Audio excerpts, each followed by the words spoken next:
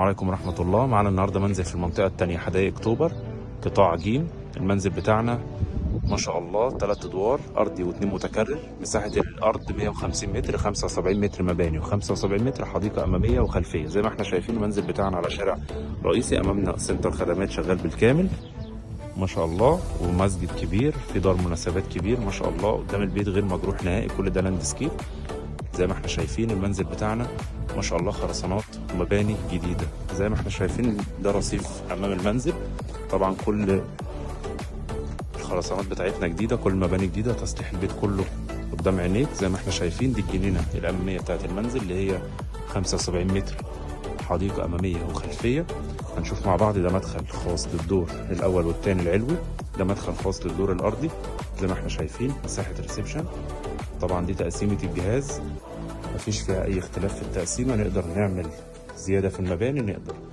زي ما احنا شايفين دي مساحه مطبخ، مساحه حمام للغرفتين ما شاء الله، مساحه كويسه. طبعا دي مساحه الغرفه الاولى، مساحه الغرفه الثانيه. زي ما احنا شايفين الغرفتين بيطلوا على الجاردن الخلفي للمنزل. هنشوف مع بعض مساحه الجنينه الخلفيه. طبعا نقدر نعمل اي ردود احنا عايزينه، ونخلي المساحه من 90 متر ل 100 متر ل 110 متر 120 متر زي ما احنا عايزين، مفيش اي اختلاف.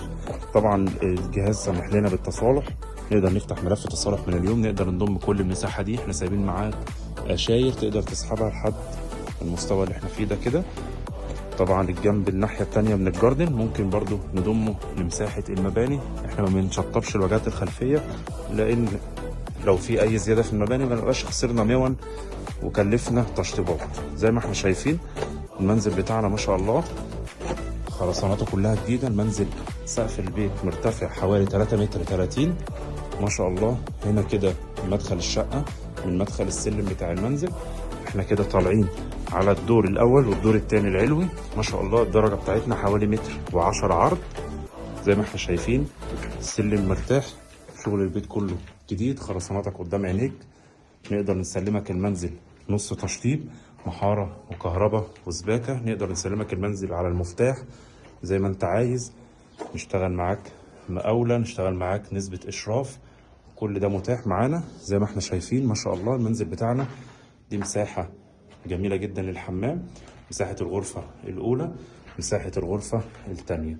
طبعا على قد إمكانياتك بنشطب لك زي ما انت عايز، مفيش أي مشكلة. المنطقة التانية كلها مواصلات، خدمات، سكان، مرافق. طبعا نقدر ندخل عدادات الكهرباء والمية من اليوم، نقدر ننقل ملكية طالما ما عندناش أي تصالح ولا أي مشاكل مع الجهاز. نقدر ننقل ملكية من اليوم، مفيش طبعا مصاريف لنقل الملكية، ولا 50 ولا 20 ولا 30 ألف.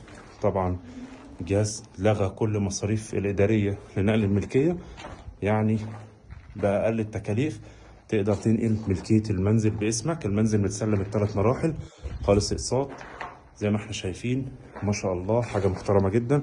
خرسانات المنزل كلها جديدة، الفيو بتاعنا غير مجروح نهائي. زي ما احنا شايفين المنزل على شارع كبير، شارع كله ساكن، شارع ممتاز، مسجد، سنتر خدمات، في كل الخدمات اللي محتاجها. ربنا يبارك لصاحب النصيب.